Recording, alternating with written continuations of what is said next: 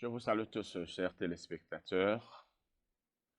Nous allons commencer aujourd'hui un enseignement, ou du moins nous allons continuer l'enseignement que nous avons commencé dernièrement.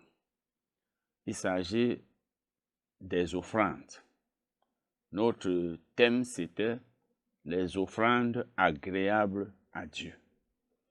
Il s'agira pendant cette série d'enseignements de vous montrer, de vous faire savoir à qui on doit donner, où on doit s'aimer, donc à qui nous devons donner notre argent, les autres biens matériels que nous avons. Nous avons des terrains, nous avons beaucoup de choses, à qui devons-nous les donner. Et après cela, nous verrons comment il faut donner. Parce que non seulement la Bible nous dit à qui nous devons donner, où nous devons donner, parce qu'on peut donner à des hommes, mais on peut aussi s'aimer dans des ministères, mais elle nous enseigne aussi sur la façon de donner. Comment faut-il donner? Qu'est-ce qu'il faut faire? Et qu'est-ce qu'il faut éviter de faire lorsqu'on donne? Parce qu'il ne faut pas seulement donner. On peut donner, mais ce qu'on donne n'est pas agréable à Dieu. C'est pourquoi nous parlons des offrandes agréables à Dieu. Parce qu'il faut que lorsque nous offrons quelque chose à quelqu'un, cela soit agréable à Dieu. C'est parce que c'est pour le Seigneur que nous le faisons. C'est au nom du Seigneur que nous le faisons. Si ce n'est pas agréable à Dieu, eh bien, nous n'aurons pas de récompense céleste. Et il est même possible aussi que nous n'ayons pas de bénédiction terrestre. C'est la raison pour laquelle, comme je vous l'ai dit dernièrement, certaines personnes donnent, mais ne reçoivent pas. Et ne recevront même jamais. Ou alors ne reçoivent pas ce qu'ils sont censés recevoir. Ils reçoivent moins que ce qu'ils sont censés recevoir. Et beaucoup de chrétiens ne seront pas récompensés au ciel, après qu'ils auront donné. Ne seront pas récompensés. Parce que lorsque je vois la manière dont certains chrétiens donnent aujourd'hui, les pratiques qu'il y a dans l'Église, je sais qu'ils n'auront pas de récompense. Et nous avons vu dernièrement un passage qui parle de la perte de la récompense. Donc, si nous faisons quelque chose pour le Seigneur et nous ne le faisons pas de la bonne manière, eh bien, nous n'aurons pas de récompense céleste. Oh, il faut que nous en ayons. Nous étions en train de voir que nous devons donner à ceux qui prêchent et à ceux qui enseignent la parole de Dieu. Nous devons donner à ceux qui prêchent et à ceux qui enseignent la parole de Dieu. C'est-à-dire aux apôtres, aux prophètes, aux évangélistes, aux pasteurs, aux enseignants. Bien sûr, il faut que nous sachions aussi qu'il y en a parmi eux qui n'ont pas été appelés par Dieu. Il y en a même parmi eux qui sont pas des serviteurs de Dieu. Là, c'est un autre débat, c'est un autre enseignement. Et c'est la raison pour laquelle il faut avoir la connaissance de la parole. La parole de Dieu, lorsque nous l'étudions bien, nous fait savoir que telle personne n'est pas un serviteur de Dieu. Parce que les serviteurs du diable ont leur façon de faire les choses. De façon évidente, vous saurez que celui-là n'est pas de Dieu, quand vous connaissez la Bible. À défaut de cela, le Saint-Esprit peut vous faire savoir que celui-ci n'est pas de Dieu. Parce qu'il ne faut pas que nous donnions à des gens qui ne méritent pas nos offrandes, à des gens que Dieu ne connaît pas. Il y en a même qui sont chrétiens, ne sont pas serviteurs du diable, sont chrétiens, mais n'ont pas été appelés. Vous savez, il faut qu'on ait été appelé au ministère pour qu'on ait le droit de le remplir. Aujourd'hui, chacun peut se lever un beau matin et dire, bon, je suis pasteur. Il prend sa Bible, commence à prêcher. Un autre se fait former dans une école biblique, dans une école de théologie, il fait là-bas 6 mois, 1 an, 2 ans. Après, il dit, je suis pasteur. Mais ce n'est pas ça qui est important. L'autre, lui, ne s'est même pas fait former. Il a pris la Bible, il dit, bon, je suis apôtre. Mais la Bible nous dit, dans 2 Corinthiens 10, dans 2 Corinthiens 10, verset 18, ce n'est pas celui qui se recommande lui-même qui est approuvé, mais celui que le Seigneur recommande. Donc, on peut faire l'œuvre de Dieu, mais on n'est pas approuvé par le Seigneur parce qu'on n'a pas été recommandé par lui. On s'est recommandé soi-même. On a décidé soi-même d'être pasteur. Et on porte le titre. Et c'est pourquoi je vous dis donc que lorsqu'il faut même donner, sachant que ce ne sont pas tous ceux qui disent qu'ils sont serviteurs de Dieu qui le sont. Ce ne sont pas tous ceux qui disent « j'ai l'onction » qui l'ont. Parce que l'onction vient avec l'appel. Toute personne appelée par Dieu est ointe pour faire l'œuvre que Dieu lui a donné à faire. Mais c'est chacun qui dit « Dieu m'a mandaté, Dieu m'a envoyé ». Donc prenons garde. Même au temps de Paul, il y avait des gens qui n'étaient pas appelés par le Seigneur. D'autres même, Paul les appelle les serviteurs de Satan. Il y a de faux apôtres, il y a de faux prophètes. Paul a parlé de faux apôtres, même dans Apocalypse 2, verset 2. Ok. Nous allons donc voir, du moins nous allons continuer la lecture et l'explication du passage que nous étions en train de lire dernièrement.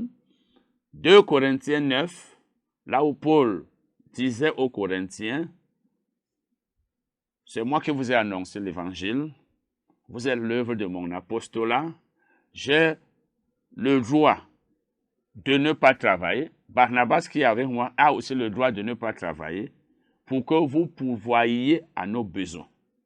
Nous allons donc continuer. On lit maintenant le verset 11. 2 Corinthiens 9, verset 11.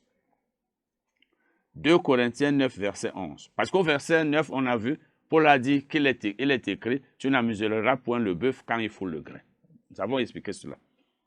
Verset 11. Si nous avons semé parmi vous les biens spirituels, est-ce une grosse affaire si nous moissonnons vos biens temporels? Voilà la question que Paul leur a posée. Nous avons semé parmi vous les biens spirituels. La semence dont Paul parle ici, c'est la parole de Dieu.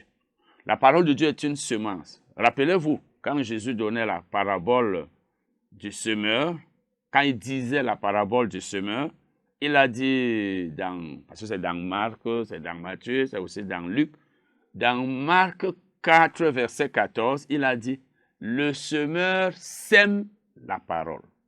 Le semeur sème la parole. Donc la parole de Dieu est une semence. Paul dit donc ici, si nous avons semé parmi vous les biens spirituels, c'est-à-dire la parole de Dieu que nous vous avons annoncée, l'évangile que nous vous avons annoncé, c'est ça la semence, c'est ça le bien spirituel. Parce que la parole est spirituelle, elle n'est pas physique. Le mot spirituel connote toujours l'idée d'invisibilité. Une chose spirituelle, c'est une chose qu'on ne voit pas avec les yeux physiques. La parole de Dieu, on ne la voit pas. Nous avons donc semé parmi vous les biens spirituels. Et il dit, est-ce une grosse affaire si nous moissonnons vos biens temporels? Est-ce une grosse affaire si vous nous donnez les biens matériels? Si vous nous donnez de l'argent? Si vous nous donnez les terrains et autres choses?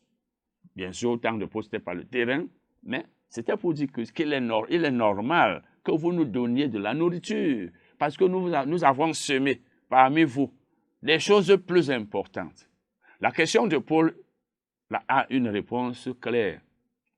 Si quelqu'un a sémé en toi la parole de Dieu, celui qui t'a annoncé l'évangile pour que tu crois au Seigneur Jésus, celui qui t'enseigne la parole, comme je le fais ici, il t'a donné quelque chose de plus important, quelque chose qui a une très grande valeur, la parole de Dieu.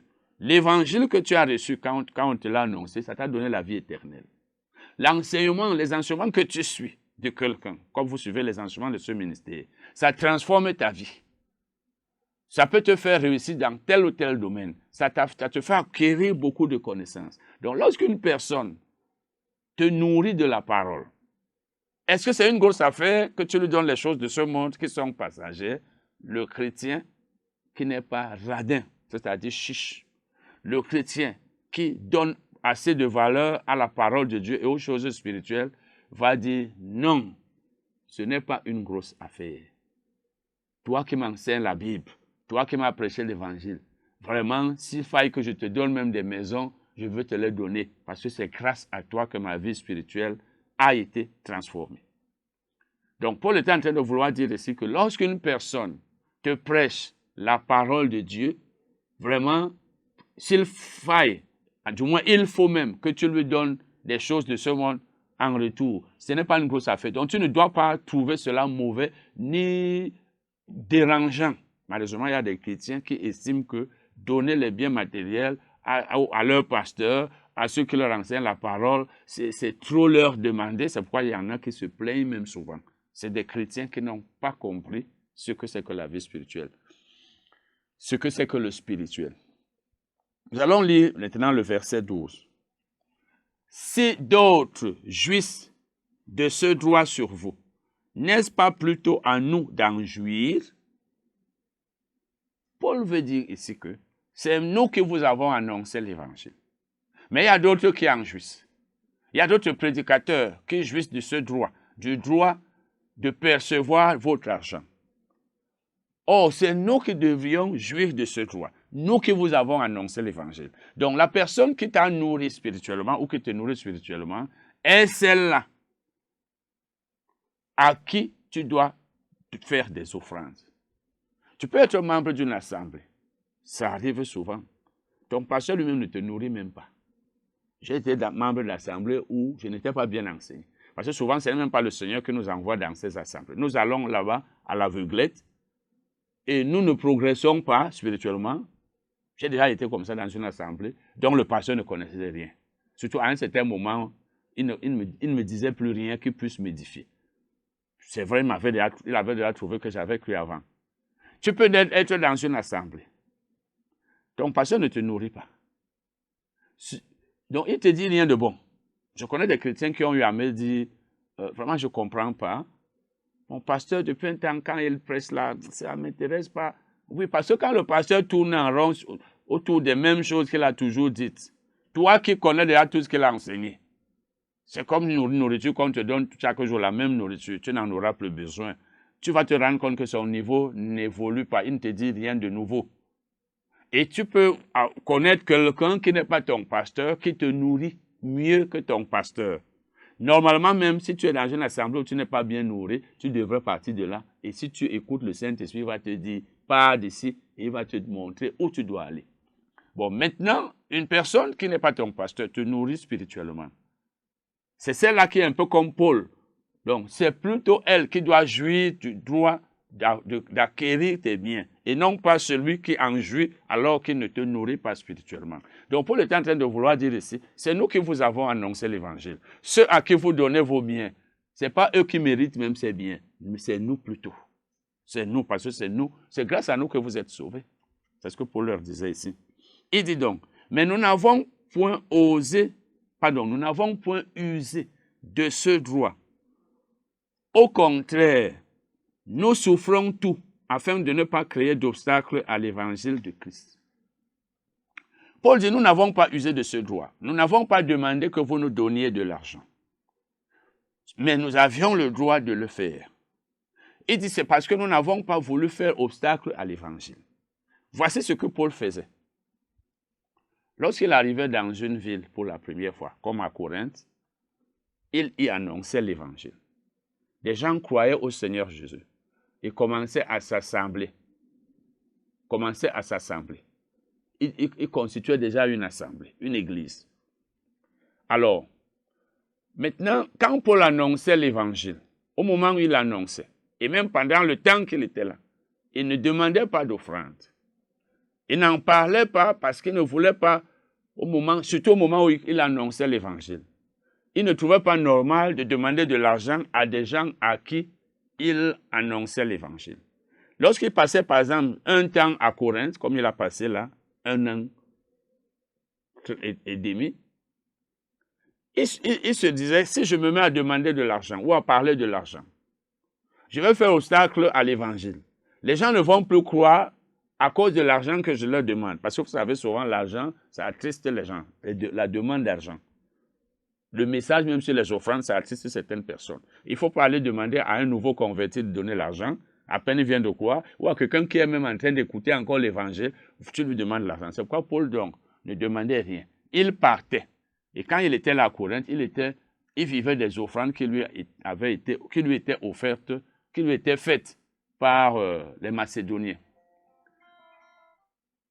Donc, quand Paul a dit, nous n'avons pas usé de ce droit, ça veut dire que pendant que j'étais au milieu de vous, je n'ai pas pris d'argent. Mais j'avais le droit de prendre. de l'argent de vous. Verset 13. Verset 13.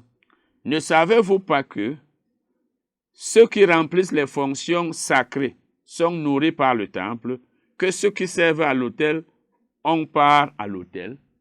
Quand quelqu'un, c'est ce que Paul veut dire ici, lorsqu'une personne remplit les fonctions sacrées, donc elle fait l'œuvre de Dieu, eh bien, cette personne-là doit être nourrie par le temple. Oui, parce qu'elle elle travaille au temple. Ça veut dire que le pasteur doit être nourri par l'argent qui vient de l'église, parce qu'il travaille là. C'est ce que ça veut dire ici. Et il dit encore, ceux qui servent à l'autel, on part à l'autel. Ça veut dire, tu dois vivre du travail que tu fais. Quand tu prêches l'évangile, tu dois vivre de l'évangile. Ceux à qui tu prêches, ceux à qui tu enseignes la parole, ce sont eux qui doivent te nourrir. Ça veut dire, vous qui êtes des téléspectateurs de mes émissions, êtes également parmi ceux qui doivent me donner de l'argent. Si vous écoutez les enseignements de Life in Abundance Ministries, ça veut dire que vous êtes de ceux qui doivent donner de l'argent à celui qui vous enseigne la parole. Et c'est à vous de savoir à qui d'autre, parce que c'est vous qui savez, qui vous nourrit spirituellement. Le chrétien est censé savoir lui-même qu'il est enseigné par telle personne, il est bien enseigné par tel autre. C'est le chrétien lui-même qui doit savoir. Ce n'est pas le pasteur, parce que souvent, les pasteurs certains estiment que les membres des assemblées qu'ils dirigent sont leur propriété et leur argent est leur propriété. Quand tu es chrétien, c'est toi qui sais si le pasteur de ton assemblée te nourrit très bien ou non. Si telle autre personne te nourrit ou non. Donc c'est à toi de savoir à qui tu dois donner ton argent. Moi, j'ai été dans une assemblée comme ça, je vous l'ai dit. J'ai fait un peu moins de 4 ans dans cette assemblée. Quand j'ai cru, j'ai voyagé, je suis allé en Europe, je suis revenu après 2 ans et j'ai été membre de la même assemblée. Et le nouveau pasteur, celui qu'on avait envoyé là, mon niveau étant élevé, c'est vrai, lui-même aussi étant quelqu'un qui était très ignorant, ne m'a rien enseigné vraiment d'intéressant. Je me rappelle une fois, je lui ai donné 2000 francs. C'est vrai, on mettait les offrandes dans le panier pour l'église. C'était au plein évangile. Mais quant à lui, je lui ai donné un jour 2000 francs. J'ai donné un peu comme par faveur, un peu comme par complaisance. En réalité, je n'aurais même pas dû donner. Parce qu'il n'enseignait rien de bon.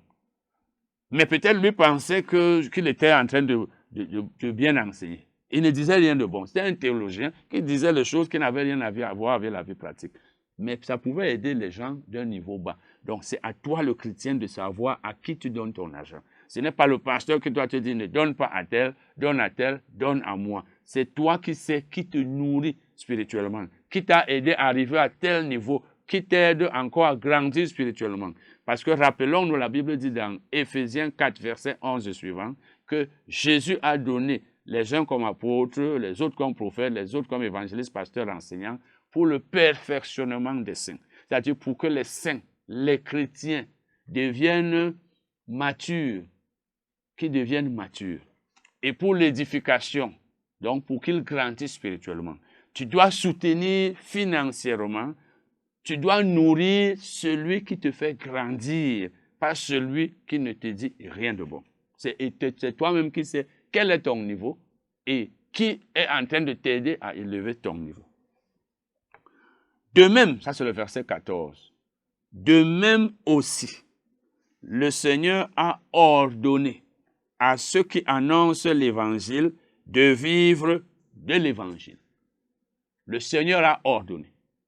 Donc, Paul est en train de dire ici, vous devez me nourrir. Et puis le Seigneur Jésus a dit, ceux qui annoncent l'évangile doivent vivre de l'évangile. Effectivement, parce que lorsque Jésus envoyait ses apôtres, c'est dans Matthieu 10 et même Luc 10, il leur a dit, allez, ne prenez rien. ne prenez rien en partant. Ne prenez ni bourse, ni argent, ni sac, ni quoi que ce soit. Parce que l'ouvrier mérite son salaire. Ça veut dire, celui qui travaille doit être payé. Vous lirez ça dans Matthieu 10, verset 10, vous verrez là-bas, l'ouvrier mérite son salaire. Vous verrez même dans Luc 10, verset 7, l'ouvrier mérite sa nourriture. Dans les deux passages, l'un c'est le salaire, c'est dans Luc, l'autre la nourriture, Matthieu. Donc, ça veut dire, n'emportez pas d'argent. Ceux à qui vous allez annoncer l'évangile devront vous nourrir. Ils devront vous donner de l'argent. Ils devront vous donner de la nourriture. Ils devront vous donner toutes choses. Ils doivent vous payer. Il y en a qui ne comprennent pas le passage, par exemple, là où Jésus a dit, quand Jésus leur a dit, vous avez reçu gratuitement, donnez gratuitement. Jésus était en train de leur dire, parce qu'il a d'abord dit, allez, purifiez les lépreux, guérissez les malades, chassez les démons, ressuscitez les morts, etc. Ça veut dire, vous avez reçu gratuitement, donnez gratuitement. Il voulait par là dire, lorsqu'il faut ressusciter les morts, lorsqu'il faut guérir les malades, lorsqu'il faut faire toutes ces choses, n'exigez pas qu'on vous paye. Malheureusement, il y en a aujourd'hui qui exigent de l'argent pour toutes choses, même pour la délivrance, etc., pour la prière, etc. Mais il a dit, l'ouvrier mérite sa nourriture. Ça veut dire, comme vous partez là-bas, eux-mêmes vont vous donner. Ils vont vous donner. Donc, vous devez être payé par les personnes pour qui vous allez travailler, les personnes à qui vous allez prêcher, les personnes à qui vous allez enseigner. Bon, là, c'était la prédication. Paul dit donc ici, le Seigneur a ordonné à ceux qui annoncent l'évangile de vivre de l'évangile. Donc, c'est même un ordre que Jésus a donné à ceux qui annoncent l'évangile. Donc, quand tu annonces l'évangile, quand tu es prédicateur de l'évangile, tu as le devoir de vivre de ça. Et c'est pourquoi je vous disais, il y a des gens aujourd'hui qui ne comprennent pas les Écritures, qui disent que Paul était faiseur de tentes. Donc, quand tu es pasteur, tu es apôtre, etc., tu dois exercer une autre activité parce que Paul était faiseur de tentes. Ils n'ont pas compris. Jésus ne peut pas contredire la parole. Jésus ne se contredit pas. La Bible ne se contredit pas. Paul était faiseur de tentes, oui. 1 Corinthiens 18, verset 3. Mais premier roman, je veux dire acte 18, s'il vous plaît. Acte 18, verset 3. Les actes des apôtres, c'est l'histoire des apôtres. C'est une histoire qu'on nous raconte. Ce n'est pas un enseignement. Il faut le savoir. Dans les versions allemandes même, c'est Apostelgeschichte. Acte des apôtres, c'est appelé Histoire des apôtres. Donc, Luc, qui est l'auteur des Actes des apôtres, nous raconte que Paul faisait les tentes à Corinthe. Mais ce n'est pas un enseignement pour qu'on dise que comme Paul faisait les tentes, il faut que toute personne qui prêche ou qui enseigne exerce un emploi. Puisque la Bible dit partout que celui qui annonce l'évangile doit vivre de l'évangile. Et même lorsque Paul faisait les tentes là-bas à Corinthe, il vivait des offrandes des Macédoniens. Et il ne voulait pas prendre les offrandes des Corinthiens de peur de faire obstacle à l'évangile, on l'a vu. Donc l'enseignement qu'il faut retenir, c'est que quand quelqu'un fait l'œuvre de Dieu, il doit vivre de l'œuvre de Dieu. Il ne doit pas aller faire autre chose pour combler ou compléter. Alors nous allons, c'est intéressant, n'est-ce pas? Nous allons continuer ça. Soyez toujours à l'écoute, informez, soyez toujours en train de visionner, informez autant de personnes que possible. Votre vie ne va pas rester la même. On se sépare aujourd'hui. Amen.